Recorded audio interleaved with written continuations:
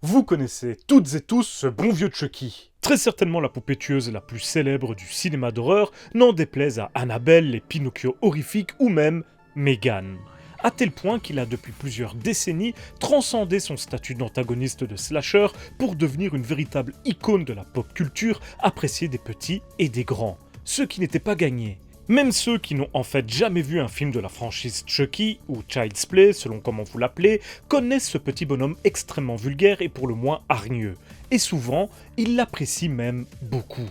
Ce n'est pas pour rien s'il est très souvent situé au panthéon des meilleurs antagonistes de slasher, aux côtés de légendes telles que Freddy Krueger, Jason Voorhees, Michael Myers. Et d'ailleurs, selon moi, si on prend toutes ces franchises absolument légendaires, la saga Chucky est probablement l'une des meilleures en termes de qualité cinématographique. Ou en tout cas, l'une de celles qui a le mieux réussi à se réinventer au fil du temps. Pourtant, ça non plus, ça n'était pas gagné, et notre poupée tueuse préférée a plusieurs fois disparu des petits et grands écrans pour au minimum quelques années, signe d'une franchise qui lassait le public ou perdait en aura. Mais sans notre film du jour, et sans une complice alors complètement inattendue, cette grande saga n'aurait finalement été qu'une trilogie sympa, et peut-être même un petit peu oubliée aujourd'hui. Un épisode à part au sein de la série Chucky qui décide de changer complètement de ton, d'esthétique et même un petit peu de genre. Carrément. Quelques-uns le détestent, beaucoup l'aiment et une poignée l'adorent. Alors, parmi eux, qui a raison? Aujourd'hui, je vous parle enfin du 4e épisode de la franchise Child's Play, à savoir la fiancée de Chucky.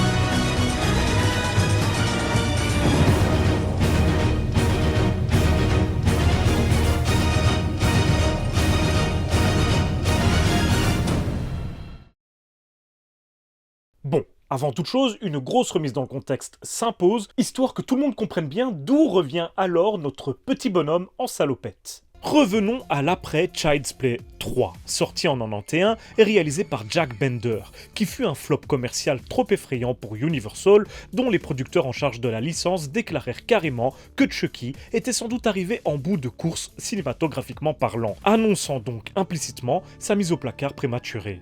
Et on peut le comprendre, même au niveau critique, Child's Play 3 déçoit. Il manque de souffle, de personnalité, se contente d'être le prolongement de son prédécesseur, en récupérant les bases, sans fulgurance ou innovation autre que son changement de décor. Même si, personnellement, j'avoue que je l'aime bien. Mais comme si ce petit flop ne suffisait pas, la saga Chucky se retrouve malgré elle au centre d'une polémique en 1993 en Angleterre suite à une sordide affaire criminelle surnommée l'affaire James Bulger.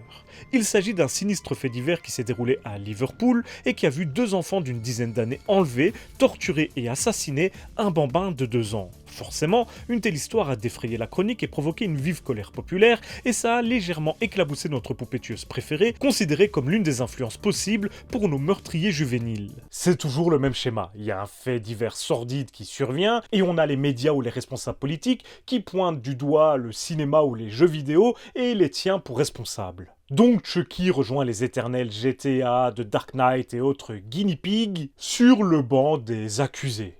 Et c'est injuste.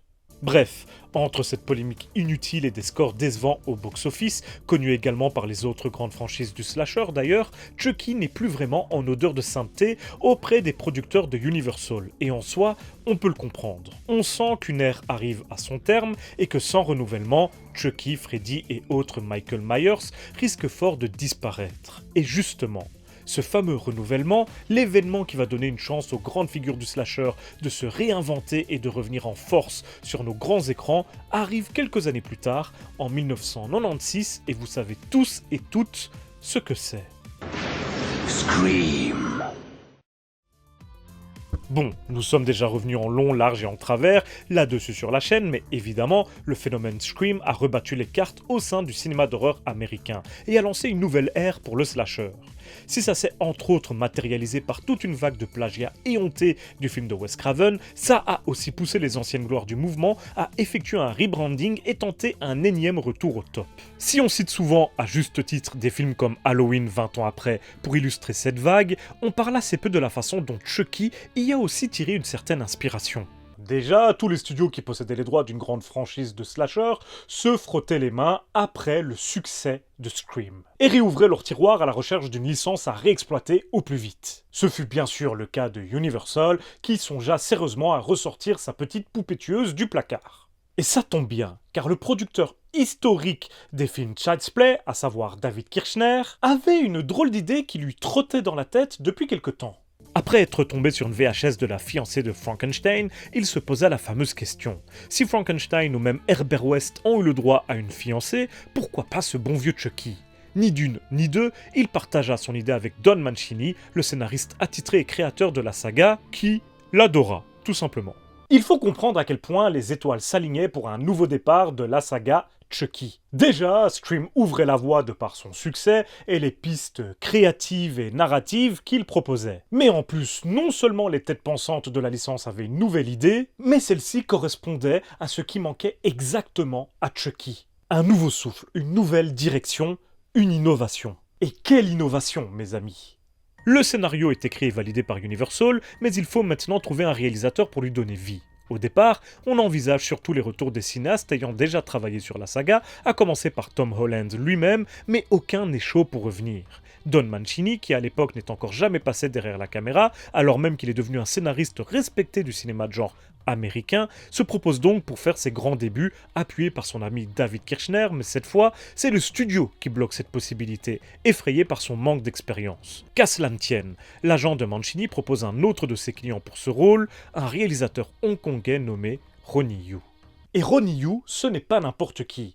À l'époque, il a déjà réalisé une quinzaine de films, bien souvent des films d'action ou des comédies vaguement horrifiques à la hongkongaise. C'est un cinéaste souvent mis en avant pour la qualité de sa mise en scène, très stylisée, presque over the top. Bref, un sacré artiste pour Child's Play 4, on va pas se mentir. Pourtant, il y a deux problèmes qui se heurtent à sa nomination. Le premier, c'est que c'est un réalisateur hongkongais qui, selon ses propres dires, n'aime pas le cinéma d'horreur et n'est pas du tout familiarisé avec Chucky, qu'il voit comme une vulgaire série B. Ça rebute Universal, qui a peur que ce soit une erreur de casting pour un projet de ce genre. Mais en plus, il sort tout juste de son tout premier film réalisé aux États-Unis, Magic Warriors, qui fut un bide tout simplement catastrophique. Et autant dire que ça ne rassure pas vraiment Universal. Mais Don Mancini et David Kirchner l'appuient à fond, pour une simple et bonne raison. Ils adorent son film The Bride with White Hair, une fresque fantastique et romantique épique et complètement folle, dans laquelle ils voient pas mal de caractéristiques qui fonctionneraient bien pour la fiancée de Chucky. Et leur pressing finira par avoir raison des doutes de Universal. Ronnie Yu finira donc par être validé. Et lui-même, d'abord réticent, finira par se laisser convaincre, car c'est peut-être sa dernière chance de percer à Hollywood. Même ses étudiants, qui suivent des cours de cinéma qu'il donne à Sydney, en Australie, lui demandent d'accepter cette opportunité, car ils aiment Chucky. Bon, et en fait, il avait deux choix, soit c'était la fiancée de Chucky, soit c'était un obscur film d'action avec Wesley Snipes, et ses étudiants n'aimaient pas cette idée-là. Voilà, comme ça vous savez tout. Et surtout, Universal accepte qu'il débarque avec des collaborateurs directement venus de Hong Kong. Son directeur photo Peter Pao et son monteur David Wu, avec lesquels il bosse déjà depuis des années. Il ne restait plus qu'une seule question. Si Brad Dourif allait bien sûr rempiler dans le rôle de Chucky, qui donc allait pouvoir jouer sa fiancée ? En écrivant son scénario, Don Mancini a déjà quelqu'un de très précis en tête, en imaginant le personnage de Tiffany. Jennifer Tilly, nominée aux Oscars pour son rôle dans Coup de feu sur Broadway, qui a à la fois un côté femme fatale et une dimension presque cartoonesque, avec sa voix si particulière, ses mimiques, bref, elle affiche une personnalité haute en couleurs et ça semble correspondre parfaitement au personnage que Mancini a en tête. Au départ, Universal n'est pas spécialement pour et propose plutôt de jeunes comédiennes en mode de type teen movie qui sortent de séries télé pour ados ou autres œuvres du même style, toujours dans l'idée de surfer sur la vague Scream.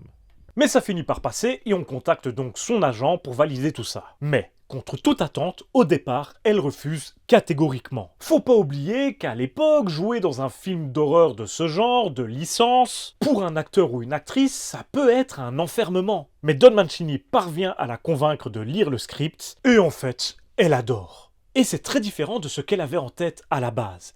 Et d'ailleurs, peut-être qu'il est temps qu'on voit ensemble de quoi ça parle, la fiancée de Chucky. Un mois seulement après les événements du film précédent, Tiffany, ancienne amante et complice de Charles Lee Ray, le tueur en série enfermé dans le corps de Chucky, récupère les restes endommagés de la poupée tueuse après avoir soudoyé puis égorgé un officier de police. Persuadée que l'âme de son bien-aimé réside toujours dans la poupée, elle recoupe grossièrement les restes entre eux, puis effectue un rituel vaudou destiné à le ramener à la vie.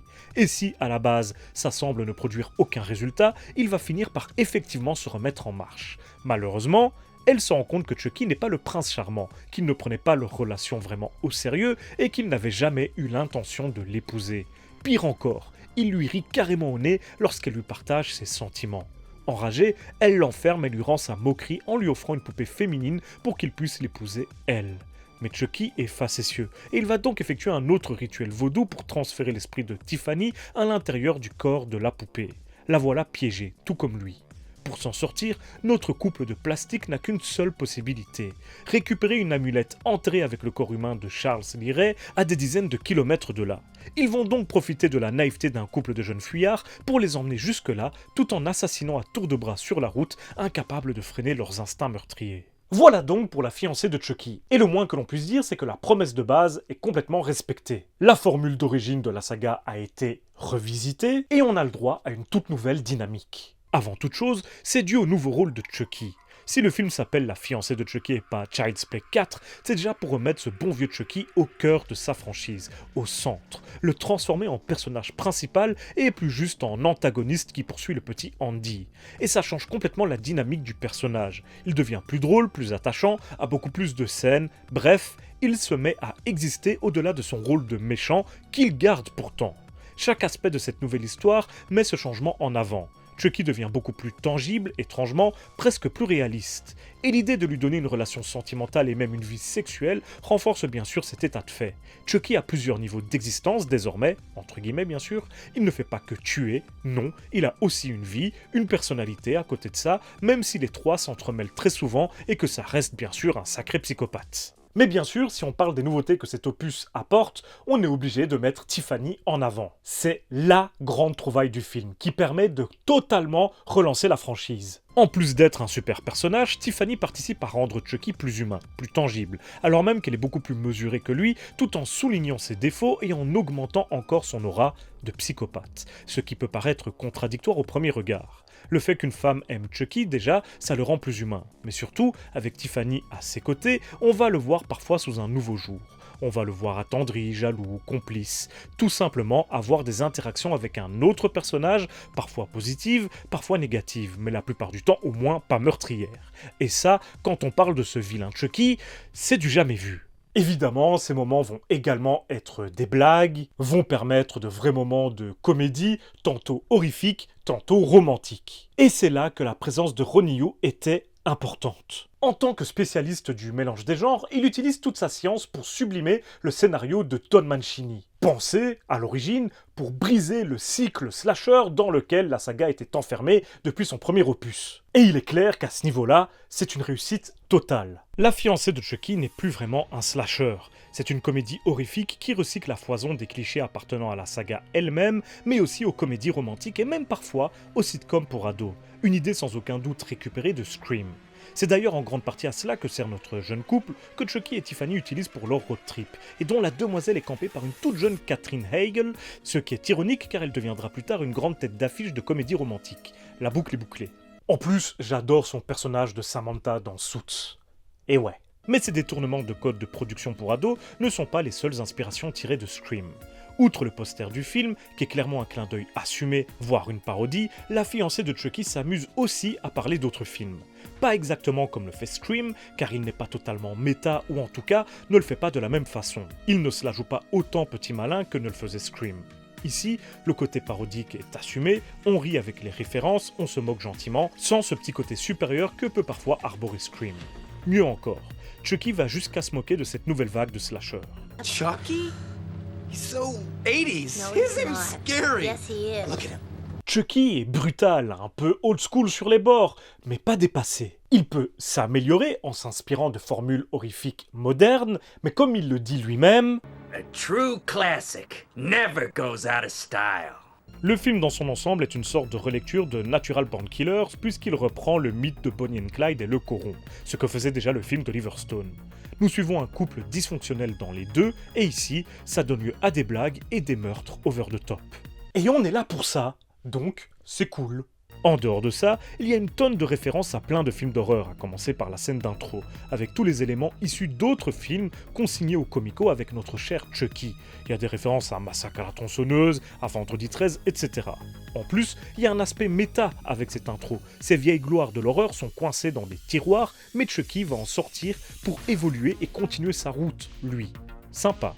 Il y a même un côté un peu visionnaire à certains meurtres. Influencé par Tiffany, Chucky nous offre des mises à mort plus sophistiquées. Et aujourd'hui, elles peuvent nous rappeler des films qui deviendront populaires par la suite, tels que Saw de James Wan. Je sais pas si ça vous dit quelque chose. Comme quoi, Tiffany avait parfaitement compris son époque. Mettons aussi en avant le côté gothique du film à travers le personnage de Tiffany, bien sûr, mais aussi certains décors, et notamment le cimetière de la scène finale, auquel Ronnie Yu donne une ambiance de film de fantôme avec des plastiques qui flottent au vent. À nouveau, il s'agit d'un ajout à l'éventail de la franchise et ça fait bien plaisir, tout en servant en quelque sorte d'extension de la personnalité de Tiffany qui dès lors inonde le film dans son ensemble. La liste d'innovations apportées par la fiancée de Chucky à la saga ne cesse de s'agrandir, et ce n'est pas encore fini. La plus importante, c'est peut-être la dimension queer que Chucky commence à revêtir à partir de cet épisode, et qui n'était pas du tout présente, ou du moins pas du tout exploitée, dans les épisodes initiaux. À part la fiancée de Chucky, notre poupée tueuse et sa complice sont devenus des icônes queer, en emboîtant donc le pas à des personnages comme Pinhead.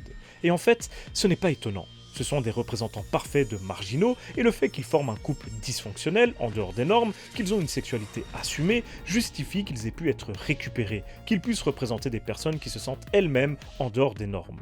En plus de ça, de nombreuses personnes queer ont travaillé sur le film, à commencer par Don Mancini lui-même. Mais c'est surtout au niveau des comédiens que ça se joue.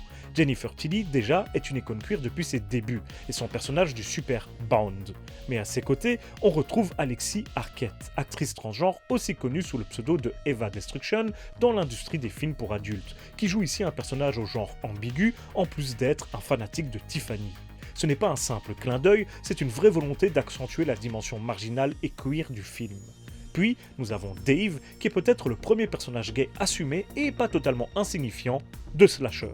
On pourrait continuer longtemps, mais c'est une certitude, La fiancée de Chucky est un film ouvertement queer. Et ça colle parfaitement à Chucky. Après tout, on parle d'un petit roux en salopette qui porte un pull aux couleurs de l'arc-en-ciel et qui sort avec une baddie au look de gothique. C'est une évidence, ça lui colle parfaitement. Et cette dimension queer assumée n'empêche pas le film de jouer avec des codes de romance plus dans la norme, entre guillemets. Tiffany rêve de vivre une histoire d'amour de conte de fées, rêve de l'homme idéal, voire même du prince charmant, espère que l'amour la libérera de son quotidien nul, elle qui vit dans une caravane et qui ne côtoie que des ratés ou des psychopathes. Malheureusement, si Chucky l'impressionne grâce à ses compétences de tueur, c'est pas l'homme idéal. Il est macho, violent, égocentrique, narcissique, bref, ils vivent de bons moments ensemble, mais ce ne sont que des phases.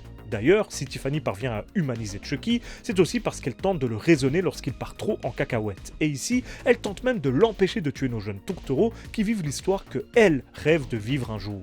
Quand elle s'en prend à Chucky à ce moment-là, c'est sa vision idyllique de l'amour lui-même qu'elle essaye de sauver. Elle ne peut pas laisser Chucky tuer ses jeunes amoureux et mettre fin à leur relation qu'elle trouve si belle. Ce serait comme le laisser tuer son rêve à elle.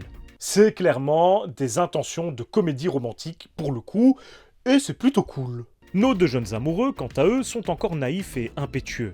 Ils fuient le contrôle parental qui les empêche d'être pleinement ensemble, ils se marient sur un coup de tête, tentent de rester soudés malgré tous les problèmes causés par Chucky et Tiffany, qui dès lors représentent une version dysfonctionnelle et pervertie des relations amoureuses, comme une ombre qui plane au-dessus de nos jeunes tourtereaux, qui, pour leur part, semblent effectivement tout droit sortis d'une comédie romantique bancale. Ou peut-être que nos poupées sont un aperçu de ce qui les attend une fois qu'ils auront vieilli, qu'ils auront perdu leur innocence. D'ailleurs, pour s'échapper de leurs griffes, ils appuieront exactement là-dessus et exacerberont volontairement les tensions qu'ils auront vite repris entre Chucky et Tiffany. Ça ira d'ailleurs super loin, jusqu'à une scène de combat final entre les deux poupées, pour laquelle Ronnie Yu devra puiser dans son expérience de l'action hongkongaise, appuyée par une équipe de nombreux techniciens, car chaque poupée en demandait plusieurs pour animer leurs membres. Car oui, on n'en a pas vraiment parlé, mais dès le premier film, il fallait user de nombreux subterfuges pour faire bouger Chucky. Marionnettes, pantins ou animatroniques en tout genre, même des bonshommes en costume. Bref, c'est tout un bazar pour l'animer. Mais là, on n'a pas une, mais bien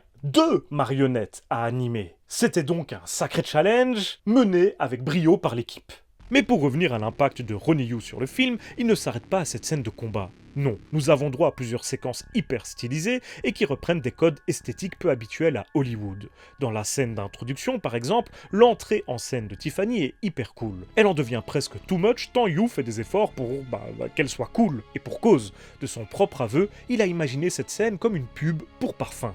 C'est une idée de génie et en plus, ça colle parfaitement. On a bien sûr la fameuse scène de sexe en ombre chinoise, ou alors, plus marquant encore, la scène de la baignoire lors de laquelle Tiffany regarde la fiancée de Frankenstein à la télé, juste avant que Chucky ne transfère son âme dans la poupée. Évidemment, clin d'œil assumé, mais mieux que ça. Avec cette scène, un lien est créé entre les deux femmes, chacune victime à sa façon d'un homme seul et de la vision normée du couple. Au-delà du propos de la scène, c'est sa réalisation qui frappe. Encore une fois, hyper cinématographique, très stylisé, au découpage clair et efficace, avec des mouvements de caméra et des angles parfois tape à l'œil, mais toujours ingénieux. Bref, le film est mieux réalisé que ses aînés, est plus intelligent et mieux écrit qu'il n'y paraît au premier regard, joue parfaitement avec les codes et clichés de plusieurs genres cinématographiques, et est un véritable vent de fraîcheur au sein de la franchise. Il surfe sur le succès de Scream sans le plagier ou lui voler sa formule, il donne une nouvelle dimension au personnage de Chucky, que ce soit de façon intra ou extra-diégétique. Et ça fonctionnera. La fiancée de Chucky sera un petit succès qui permettra de relancer la franchise. D'ailleurs, on aura droit à un sacré cliffhanger à la fin, avec le bébé de Chucky et Tiffany, une sorte de monstre qui n'a aucun sens en termes de logique, mais qui est bien là, et qui sera au cœur d'une énième suite, très controversée, elle, qui fera sans nul doute l'objet d'une future vidéo. Et dites-moi si ça vous chauffe, car j'ai pas mal de choses à dire là-dessus également. Mais bref, La fiancée de Chucky est un bon film, souvent sous-estimé à mon sens. Certes, ce n'est presque plus un slasher, ni même un film d'horreur, mais il comprend parfaitement les nouveaux codes du slasher justement et manie le mélange des genres à la perfection. Et ça reste mieux qu'une nouvelle suite insipide qui recycle les mêmes idées en boucle ad vitam aeternam. Puis, aujourd'hui, tout le monde aime Tiffany, et Jennifer Tilly, qui ne voulait pas jouer dans un film Chucky à la base, continuera d'apparaître régulièrement dans la franchise pour en devenir l'un des visages principaux et les plus populaires. Comme quoi, la vie est pleine de surprises. Quant à Ronnie Yu, ce film lui donnera effectivement un peu plus de poids à Hollywood, ou du moins au niveau des gros cylindrés du slasher, à tel point que ce sera finalement lui qui sera choisi pour réaliser le plus gros projet de l'histoire de ce petit courant du cinéma d'horreur. Sacré destin. Et voilà, c'est la fin de cette vidéo un petit peu particulière que je souhaitais faire depuis un moment maintenant. J'espère qu'elle vous aura plu. Si c'est le cas, n'hésitez pas à vous abonner, voire même pourquoi pas soutenir la chaîne financièrement en devenant membre ou en faisant un petit don sur Tipeee. Merci beaucoup à ceux et celles qui le feront, ça aide énormément. Dans tous les cas, nous, on se retrouve très bientôt pour une prochaine vidéo, et d'ici là, surtout n'oubliez pas, si vous avez peur, c'est que vous êtes toujours en vie.